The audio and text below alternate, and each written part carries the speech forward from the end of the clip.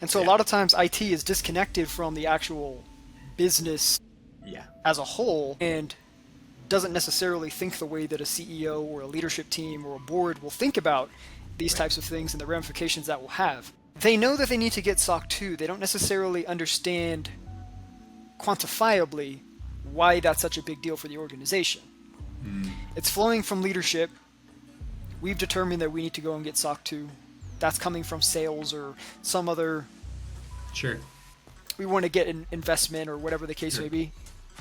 But the IT team is really the doers. They're not thinking about it from that high level perspective. And so when we do start to get into these conversations and you start to think about additional tooling, additional people, vendors, time investment, so on and so forth, they need to understand why this is important for the overall organization.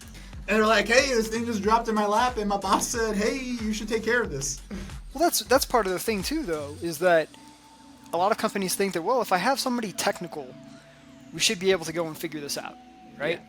A dev is not the same as a security engineer or a dedicated IT manager, etc., right? So it's very common in companies that are SaaS, right? They have a very, very well-built dev team. Doesn't mean that they're going to be the best team to go and get SOC 2, ISO 27001, etc. Can they figure it out? For sure. Should they figure it out? That's another question. So leadership, I think, needs to be a bigger part of the compliance conversation because it is an investment. It is a company culture shift, company philosophy shift in many cases.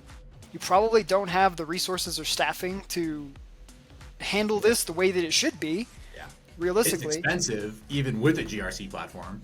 It is expensive, but it's justifiably expensive. And that's the part that many people don't quite understand. It's to think, hey, if you have this function of your, let's say, your sales team, if you have this function of your business that's responsible for bringing in $10 million per year, right? Say a sales team. Would you not want to make sure that they have the best tools, you have the best AEs, you have the best managers, you have the best... Of course. Right? But nobody really thinks that way about compliance, though.